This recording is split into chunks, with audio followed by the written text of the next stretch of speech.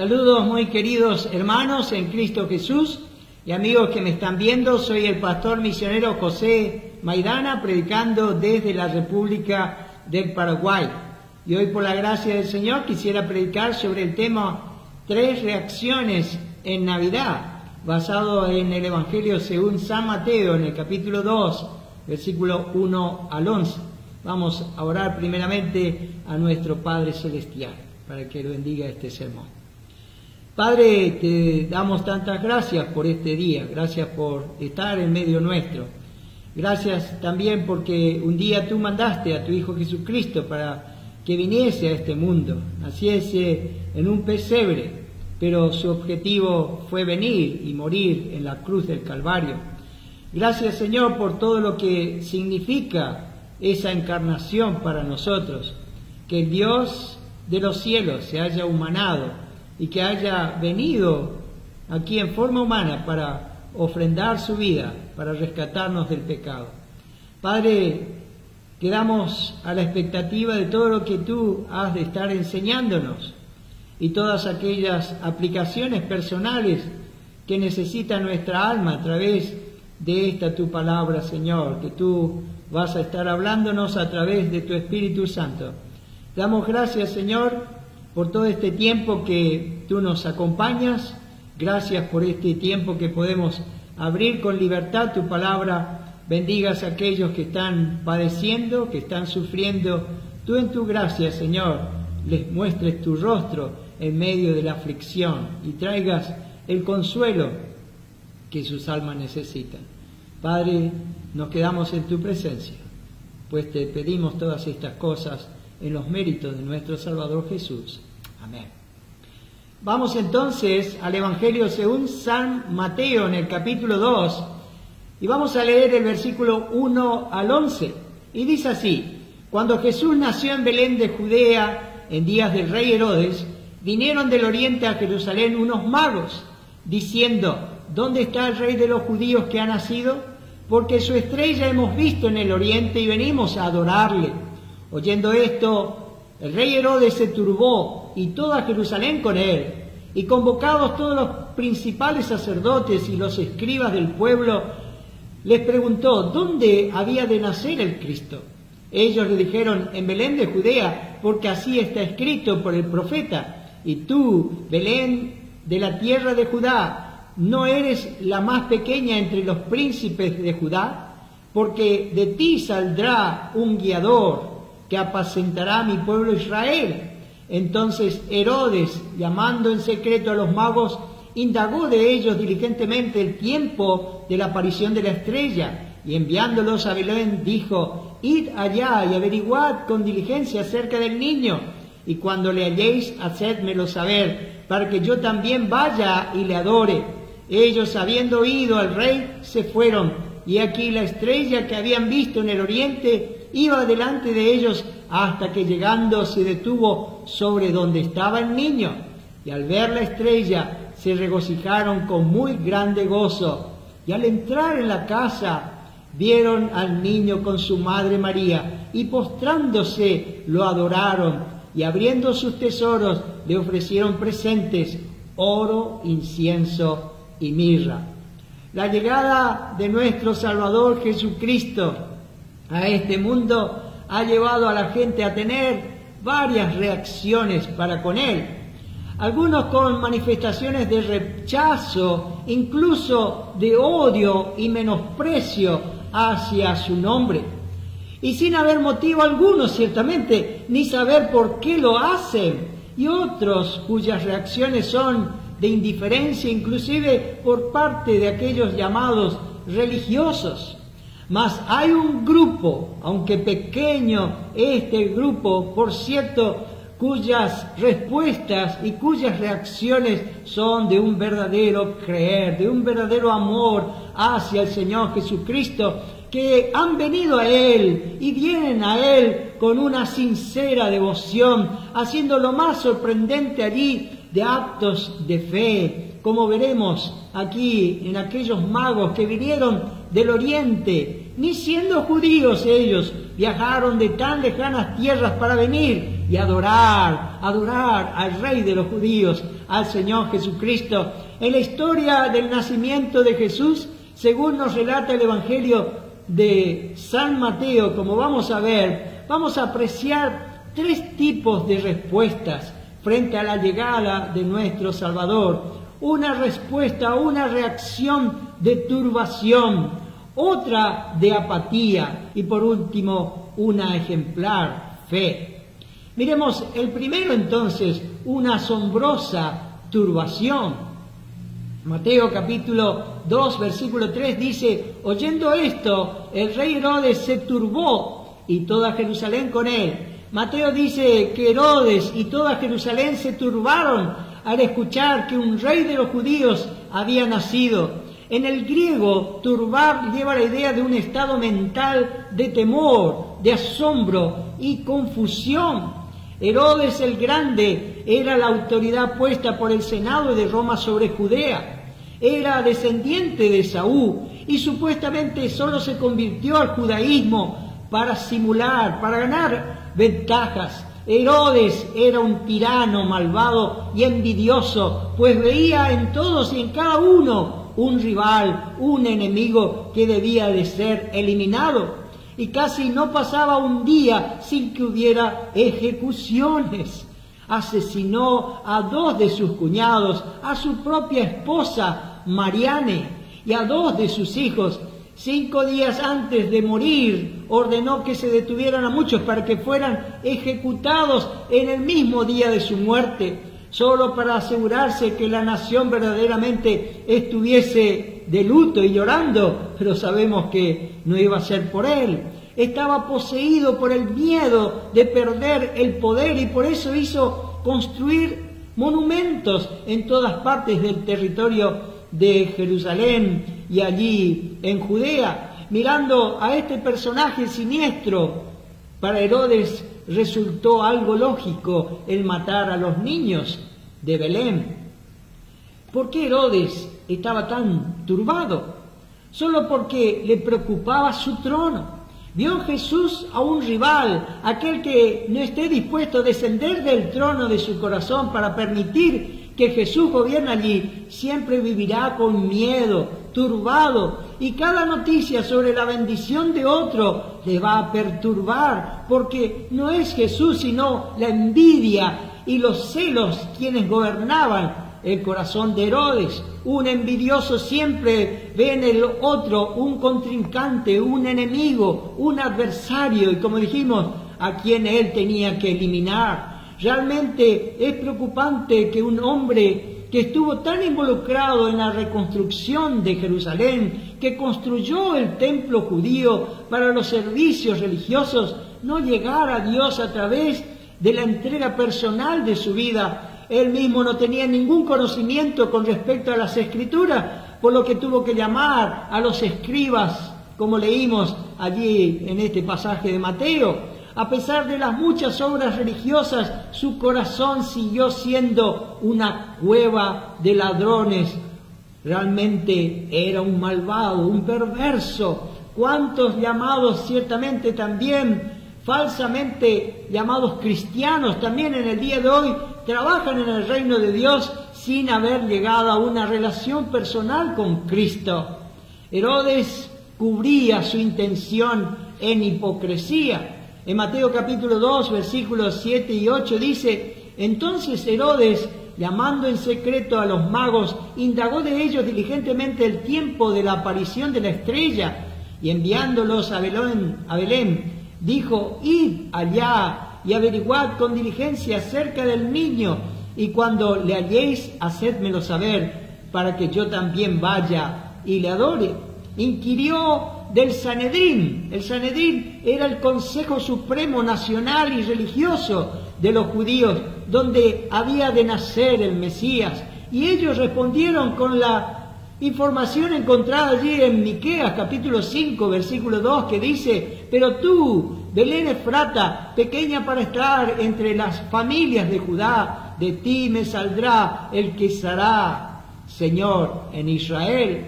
El Mesías había de nacer en Belén de Judea. Después se hizo todo en secreto. Primeramente les preguntó a los magos con más certeza el tiempo del nacimiento del rey. Ellos le habrán dicho que habían visto la estrella como 2 años o menos antes de su llegada a Jerusalén, porque su edicto de matar a todos los varones de 2 años para abajo alrededor de Belén implicaba esta información que sacó de los magos. Luego le manda a Belén con el propósito de buscar al rey y volver a traerle la dirección precisa. No le gustó para nada la noticia a Herodes que una profecía se había cumplido en el nacimiento de otro rey de los judíos. Y el que no es justo, ciertamente, siempre hará sus cosas por atrás o en secreto, vivirá en una constante hipocresía. A tal persona solo le importa su propia vida, no puede ser abierto ni honrado, todo lo hace encubierto, todo lo hace falsamente, en hipocresía, a escondidas. Al perseguir solo metas propias, no llegará libremente hacia la luz. Los falsos llamados cristianos que obran en secreto, que son hipócritas en sus vidas, allí viviendo ocultamente, son ciertamente un peligro para el reino de Dios y una vergüenza. En 2 Corintios capítulo 4, versículo 2 dice: antes bien renunciamos al oculto y vergonzoso, no andando con astucia ni adulterando la palabra de Dios, sino por la manifestación de la verdad, recomendándonos a toda conciencia humana delante de Dios. Los pensamientos de Herodes eran muy crueles, porque no solo les indicó a los magos la dirección correcta hasta Belén, sino que les dijo allí: después que vayan, venga a informarle para yo ir a adorar al niño, a pesar de que su corazón tenía la planificación de asesinarlo. En Mateo capítulo 2, versículo 16 dice: Herodes entonces, cuando se vio burlado por los magos, se enojó mucho y mandó matar a todos los niños menores de 2 años que había en Belén y en todos sus alrededores, conforme al tiempo que había inquirido de los magos. Miremos también que no solo Herodes se turbó, sino que se turbó también toda Jerusalén. La ciudad estaba perpleja, estaba turbada, confusa. ¿Qué podría ser otra indicación de que este acontecimiento no se trataba de la aparición de solo 3 hombres, como suelen decir en la tradición, sino de prácticamente de una caravana? Por la cantidad de diferentes regalos se supone que eran 3 los magos, pero si eran hombres ricos, como muchos piensan, es de dudar que habrían viajado ellos solos. El historiador Crisóstomo sugiere que eran 12 en número, otro dice que eran más, como 15. En Israel se esperaba al Mesías ansiosamente, pero lo que vemos aquí es que las personas, en vez de alegrarse, dice la palabra de Dios, que se turbaron, se perturbaron allí en su ser interior. Y uno se pregunta, ¿por qué?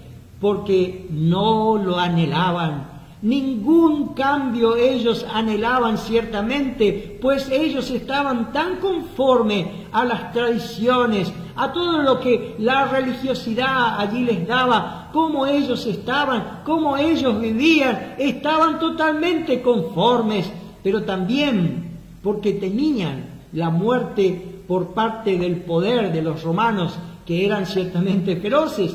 Hoy se vive también una supuesta cristiandad muy conforme con este mundo y que toma parte de todas las tradiciones cristianas, pero viviendo vidas hundidas en el pecado, sin ningún pesar por vivir de esta forma, pero recibiendo consecuencias graves por vivir de esa vida. Ciertamente el enemigo está oprimiendo y está allí torturando la vida de muchos llamados cristianos, y aún las consecuencias que ellos acarrean por causa de esa mala vida, pero no quieren venir al Señor para que el Señor haga algo en sus vidas. Si uno habla concretamente de Jesús, es decir, el motivo de su venida, quién es Él y qué es lo que quiere, que Él vino a salvarnos de la condenación eterna y a librarme del pecado, muchos se turban, muchos están intranquilos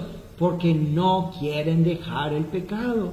En Juan capítulo 3, versículo 19 al 21 dice: y esta es la condenación, que la luz vino al mundo y los hombres amaron más las tinieblas que la luz, porque sus obras eran malas. Porque todo aquel que hace lo malo aborrece la luz y no viene a la luz para que sus obras no sean reprendidas. Mas el que practica la verdad viene a la luz para que sea manifiesto que sus obras son hechas en Dios. Muchos no aman la luz, no aman al Señor Jesucristo porque quieren vivir continuando en sus lujurias, quieren vivir amando sus mentiras, quieren vivir allí en sus hipocresías, en sus robos, en sus mentiras, en sus borracheras y adulterios y fornicaciones. Se turban, al igual que Herodes, porque no quieren que Jesús reine en sus corazones. Prefieren vivir en el reino de las tinieblas, cuyo rey es Satanás. Prefieren vivir en el pecado antes que el Señor Jesucristo venga a sus vidas. Aquel que no quiere cambiar, está conforme con lo que tiene y es, se inquietará cuando el Espíritu de Dios llega a él para crear algo nuevo. No lo quiere, se turba. Miremos el segundo punto, una apatía extraña de los religiosos. No nos sorprende que Herodes llamara al Sanedrín para inquirir formalmente tocante al nacimiento del Mesías. Los principales sacerdotes eran los dirigentes de los turnos sacerdotales, incluyendo al sumo sacerdote. Los escribas eran los abogados de aquel día, los hombres que guardaban todos los documentos legales como genealogías, los divorcios y ventas de propiedad. Ellos también copiaban los rollos de la ley y las escrituras en general e interpretaban la ley cuando era necesario. Algunos eran fariseos y la mayor parte del Sanedrín eran saduceos. Todo este grupo constituía, como dijimos, la Corte Suprema de Israel. Estaban tan instruidos en la palabra de Dios, tal vez como ningún otro conocía, y creían en la palabra profética. Se cree, pero no creían en su cumplimiento porque no tenían una relación personal con el Dios de la palabra, a pesar de que estaban involucrados con las Escrituras, tanto desde el punto de vista religioso y tradicional como de oficio. Permanecieron alarmantemente apáticos, indiferentes ante su cumplimiento. Justamente esta jerarquía religiosa de Jerusalén se mostró totalmente desinteresada ante el nacimiento del Mesías, del Señor Jesucristo, el cual anunciaba tantas profecías. Por eso, el conocimiento de las Escrituras no significa que haya un conocimiento verdadero de Dios, ya que en el nacimiento de Jesús quedó comprobado que, a pesar de la vida religiosa que llevaban todos estos fariseos, saduceos, escribas, sacerdotes, espiritualmente en realidad estaban muertos. Ellos, que deberían haber sido los primeros en estar al lado del Señor Jesucristo, fueron los únicos que ni siquiera se acercaron. Estos sacerdotes y estos escribas y estos fariseos, allí cuando Herodes le hizo la pregunta, ellos respondieron tan correctamente, pero ninguno de ellos, ni el hijo de una madre entre ellos, fue con los sabios para encontrar al rey nacido en Belén, al rey de los judíos. Extraña apatía, ¿no es cierto? Pero qué común es esa indiferencia en cuanto al Señor Jesucristo. Aquellos que deberían de haber sido los líderes espirituales no eran líderes, ni siquiera eran seguidores de lo bueno, porque no tenían un corazón para Dios, menos para el Mesías que había nacido allí en Belén. ¿No es alarmante ciertamente que los más devotos de todos los devotos se encontraran en la misma oscuridad espiritual como el malvado Herodes? Eran similares. Aquí se nos muestra trágicamente que los sumos sacerdotes y los escribas nunca buscaron a Dios, nunca temieron del Señor, nunca estuvieron sus corazones allí amando, anhelando la llegada del Mesías. O sea que en relación a Jesús no depende de saber mucho, de hablar o de hacer, no. Mucho más que eso consiste en desprenderse de todo e ir hacia Él, como lo hicieron estos magos que vamos a ver ahora en el tercer punto. Admirable ejemplo de fe. Los sabios superaron este grave desánimo. Si los religiosos no los ayudaron ni los acompañaron, ellos mismos fueron hasta donde estaba el Señor Jesucristo. Oh, querido amigo, si eres sabio dirás: encontraré a Cristo solo, aunque nadie se una a mí. Aunque si todos los hombres me traten de desanimar, lo encontraré. Aunque nadie quiera ir a Él, lo haré por mí mismo. No sería extraño que tuvieras que hacerlo tú mismo. Así que estos hombres eran de una admirable fe, porque habiendo comenzado la búsqueda, perseveraron en ella hasta que encontraron al Señor Jesucristo y lo adoraron. Muchos datos acerca de estos magos del Oriente no lo sabemos, es una incógnita. Todo lo que sabemos se encuentra en estos pocos versículos que hemos leído. Todas las ideas en cuanto a su número, algunos dicen que eran 3, no sabemos sus nombres, hasta le han puesto nombre, su nacionalidad, etcétera, son mera tradición de los hombres. Finalmente, es digno de consideración la actitud de estos hombres. ¿Qué fue lo que les llevó a estos magos del Oriente a ir hasta Israel para tener un encuentro personal con el rey de los judíos? El motivo principal fue el nacimiento del Señor Jesucristo. Aquí, en este pasaje, Mateo capítulo 2, versículo 1 al 2, nos dice 2 veces nacimiento del Señor. Leamos, dice: cuando Jesús nació en Belén de Judea, en días del rey Herodes, vinieron del oriente a Jerusalén unos magos diciendo: ¿dónde está el rey de los judíos que ha nacido? Porque su estrella hemos visto en el oriente y venimos a adorarle. No buscaban la estrella, sino buscaban a Jesús. La fe que los magos tuvieron de que Jesús había nacido los llevó hasta Belén. En Hebreos 11:6 nos dice: pero sin fe es imposible agradar a Dios, porque es necesario que el que se acerca a Dios cree que le hay y que es galardonador de los que le buscan. Creyeron en Cristo sin nunca haberle visto. Aún más, los sabios creyeron en Él cuando le vieron recién nacido en el regazo de María, allí en medio de una familia pobre, y sin embargo lo adoraron y confesaron que Él era el Mesías, el Cristo, y le adoraron como Rey.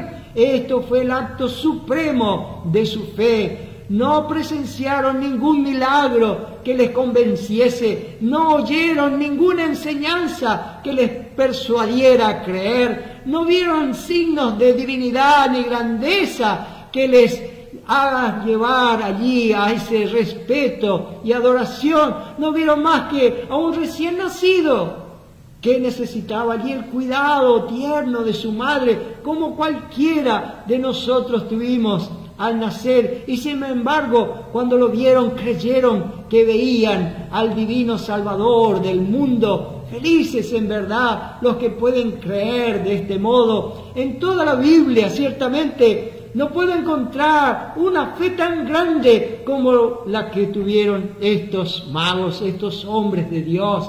¡Qué ejemplar su fe! Miremos qué hicieron los magos ante el Cristo. En Mateo capítulo 2, versículo 11 dice: y al entrar en la casa, vieron al niño con su madre María, y postrándose, lo adoraron y abriendo sus tesoros le ofrecieron presentes, oro, incienso y mirra. La estrella los guiaba a Belén y milagrosamente se paró encima de la casa donde la familia de Jesús vivía en ese tiempo. Cuando aquellos viajeros llegaron, Jesús ya no estaba más en el establo, situado detrás de una posada. Es un error pensar que todavía el niño Jesús se encontraba allí o que los magos llegaron la noche de su nacimiento. La multitud y el movimiento de personas en la ciudad de Belén había ya cesado. Todos habían regresado a sus lugares de residencia porque la inscripción en el censo había concluido. Aquel niño era un recién nacido y sus padres no podían trasladarle a ninguna parte hasta pasar un tiempo prudencial. El haber realizado un viaje podría haber puesto en peligro su vida. Así que la familia se había quedado allí en Belén, instalándose en una casa donde le encontraron allí los magos del Oriente. Aquí también el texto bíblico corrige la conocida imagen de las postales de Navidad, ¿no es cierto?, que presentan a los viajeros del Oriente llegando a un establo. Pero a continuación, la Biblia nos describe lo que los magos hicieron antes de ofrecer los presentes a Jesús. Primero dice, y postrándose. Lo primero que hicieron es que se postraron delante de Él. Esto quiere decir que cayeron a tierra, sus rodillas se doblaron y allí fueron directamente hacia el suelo. Al entrar, ellos se arrodillaron delante del Rey en adoración, no delante de María. Si hubo un momento en que María pudo haber sido adorada, fue aquel, pero los magos no la adoraron a ella, ni se arrodillaron ante ella, sino ante el Señor Jesucristo. Y qué interesante, ¿no es cierto?, cuando estos magos vieron al niño, instantáneamente se postraron, se arrodillaron. Ellos se arrodillaron delante de Él, mostrando su amor y adoración, y rinden homenaje allí al Hijo de Dios. Estos hombres vieron al infinito en un infante. Ellos vieron la deidad brillando a través de un inocente niño. Vieron la gloria escondida debajo de una pequeña criatura, pero incomparable. Hermanos, debemos arrodillarnos hoy, si es posible, y con toda la familia, y dar gracias a nuestro Dios, porque vino su Hijo Jesucristo, por haber nacido en este mundo, tomar forma humana, nacer en un pesebre y ir a la cruz, y así poder llevarnos al cielo por medio de la fe en Él. Pero vemos también que lo adoraron.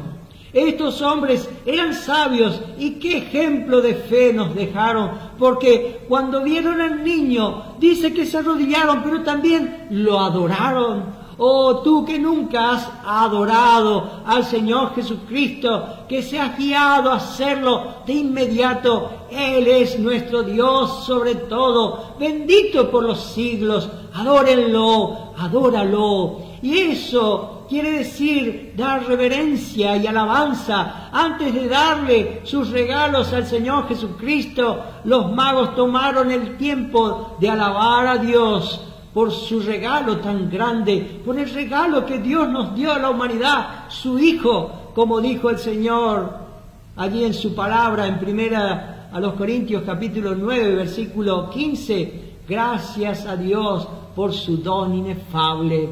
Oh, aquí el apóstol Pablo dijo, gracias por ese gran regalo que Dios nos ha dado a todos los hombres, que es el Señor Jesucristo. Jesús nació para que tú puedas nacer de nuevo, vivió para que tú vivas, murió para que tú pudieras morir al pecado, ha resucitado de entre los muertos y hoy intercede por nosotros. Allí aboga por mí, para que se reconcilien con Dios por medio de Él. Ven entonces, cree, confía, regocíjate, adora a aquel Salvador de tu alma. Si no has creído todavía en el Señor Jesucristo, en este día ven con fe en Él, con arrepentimiento y póstrate ante el Hijo de Dios, reveréncialo allí con sinceridad en tu corazón y pídele perdón de todos tus pecados. Oh, amados hermanos, si los sabios de la antigüedad vinieron a Jesús y lo adoraron, ¿no deberíamos nosotros también de hacer eso? Y mi intenso deseo en esta mañana es que todos podamos rendirle a aquel que mora en los cielos, que murió por nosotros en la cruz, que nos postremos y podamos adorarle allí en humildad y en un amor intenso hacia Él. Entra en casa y adórale, adórale. Miremos también lo que estos magos hicieron y dice, abrieron sus tesoros. La Biblia nos dice que después de haberse arrodillado, después de adorarlo y alabado al Señor, los magos entonces abrieron sus tesoros. Aprendamos de estos sabios que cuando adoraban no permitían que fuera una mera adoración con las manos vacías. El apóstol Pablo dice allí en Filipenses capítulo 4, versículo 17, no es que busque dádivas, sino que busco fruto que abunde en vuestra cuenta. Y el Señor Jesucristo dice en Mateo 6:21, porque donde está vuestro tesoro, allí estará también vuestro corazón. La palabra tesoro significa lo mejor, y estos magos estaban dando lo mejor a su Salvador, a su Rey. ¿Qué le dieron estos sabios a Cristo?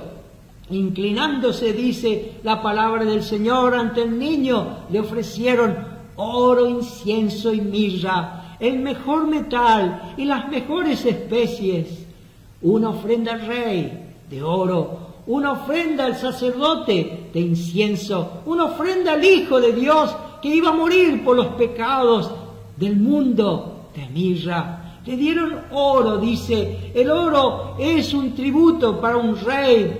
Allí el Señor Jesucristo nos dice en su palabra en Mateo 2:2, ¿dónde está el Rey de los judíos que ha nacido? Porque su estrella hemos visto en el oriente y venimos a adorarle. Esto dijeron los magos, sabían a quién venían a adorar, al Rey. Los magos sabían y buscaban allí al Rey, como ellos vieron a través de las Escrituras. Ellos ya llevaban consigo el oro que iban a entregar al Señor Jesucristo. Ellos ya habían planeado de antemano lo que le iban a regalar. Ya sabían lo que un rey merecía. El oro probablemente es la posesión material más valiosa en este mundo. Algo que merece solamente una persona de mucha importancia. Pero también dice, le dieron incienso.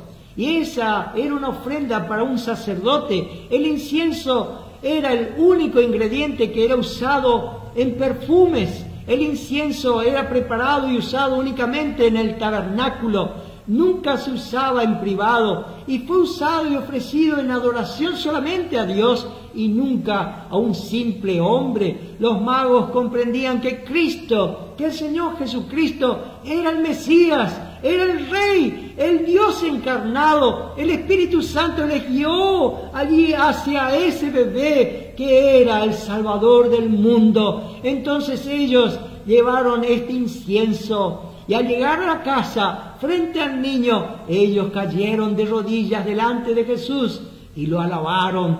Ese incienso representa la alabanza. Tenemos que darnos cuenta que debemos de llegar ante el Señor Jesucristo y mirarlo a Él como lo que Él es. Él es Dios, Él es Creador, Él es el Salvador, alguien para ser amado y adorado, alguien que merece todas nuestras alabanzas que salen de los labios de aquellos que hemos sido salvados. En el Salmo 34:1 dice, bendeciré a Jehová en todo tiempo, su alabanza estará de continuo en mi boca. Y los Salmos 50:23 dice, el que sacrifica alabanza me honrará, y al que ordenare su camino le mostraré la salvación.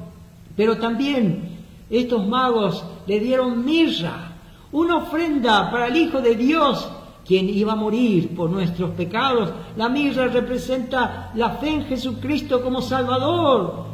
Ese Salvador que sufrió y murió por el pecado de los hombres. La mirra era una de las especias que usaban antes de sepultar a alguien.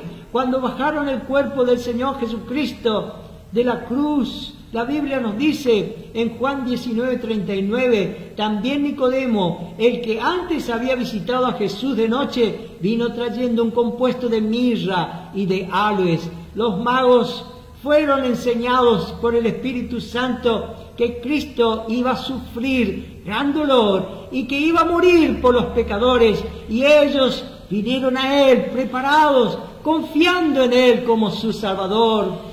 Muchos piensan que es prudente estar siempre recibiendo y recibiendo, pero el Salvador nos dice, fíjense en Hechos capítulo 20, versículo 35, a través del apóstol Pablo, y recordar las palabras del Señor Jesús, que dijo, más bienaventurado es dar que recibir. Dios juzga nuestros corazones por lo que de ellos provienen espontáneamente. Se deleita en ver en ellos ese amor verdadero por Él, que no puede expresarse en meras palabras, sino que debe usar allí oro e incienso y mirra, obras de amor y actos de generosidad, de abnegación, de sacrificio, para mostrar cuánto le amamos, cuánta gratitud tenemos hacia nuestro Señor, que queremos servirle, queremos entregar nuestra vida en sus manos. Y ahora, mi querido hermano en el Señor Jesucristo, antes de terminar el cuarto punto, ¿qué le darás al Señor? ¿Cómo podemos aplicar esto en nuestras vidas? ¿Qué tiene usted que es de mucho valor ante sus ojos? ¿Qué tiene usted que le pudiera dar a Cristo y que todavía no le ha dado por completo? Entréguele el tesoro, lo más apreciado, lo que usted más estima, lo que considera de mucho valor en su vida, mi querido hermano. Y podría ser lo primero su corazón.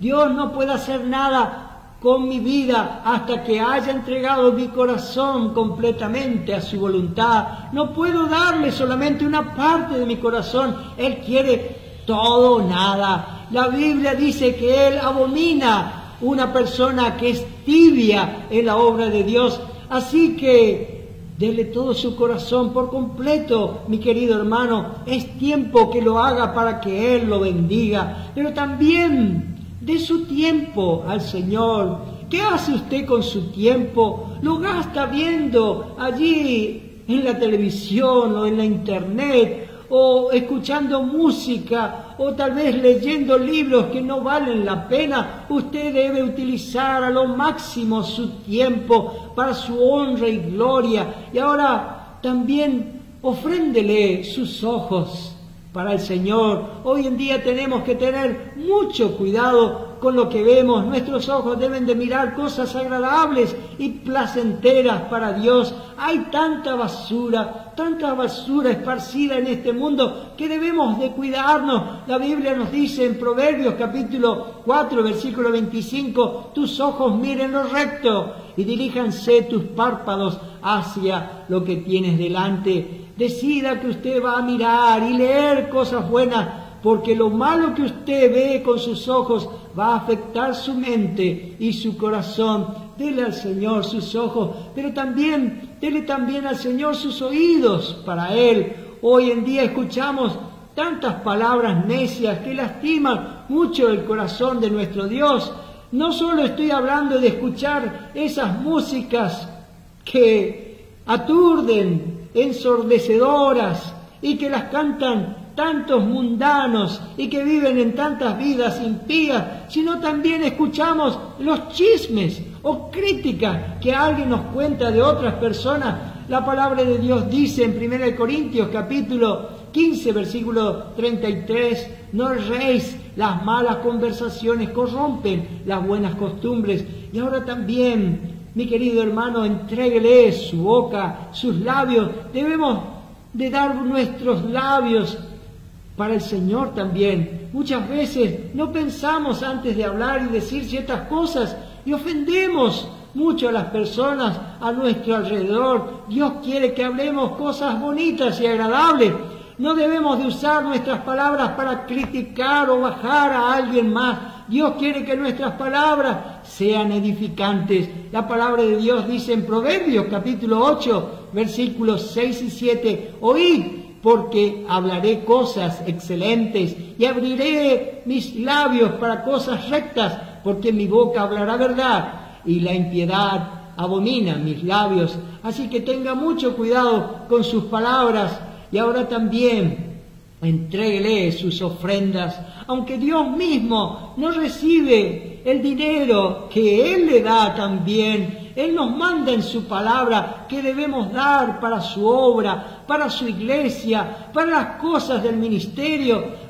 Allí dar de nuestros ingresos, dar de lo que Él nos da. Debemos acostumbrarnos a ofrendar al Señor. Todo aquello, ciertamente, todo le pertenece, pero Dios quiere que dé para que pueda demostrar ese amor hacia Él. Dios nos pone esto en el corazón para que demos más allá aún de nuestras fuerzas y con sacrificio, como dice la palabra del Señor. Todo lo que ofrendamos es para el beneficio de la obra de Dios y son usadas para engrandecer su obra a través de su iglesia y de sus hijos. Así que debemos de dar de nuestras ofrendas para el Señor. Y en 1 de Tesalonicenses capítulo 5, 23 dice, y el mismo Dios de paz os santifique por completo, y todo vuestro ser, espíritu, alma y cuerpo sea guardado irreprensible para la venida de nuestro Señor Jesucristo. Mi querido amigo, antes de terminar este sermón, que Dios le conceda por su gracia, si todavía usted no tiene al Señor Jesucristo en su vida, si todavía usted está viviendo lejos espiritualmente, como aquellos magos estaban lejos, pueda venir y usted hacer esa pregunta, ¿dónde está el Rey de los judíos que ha nacido?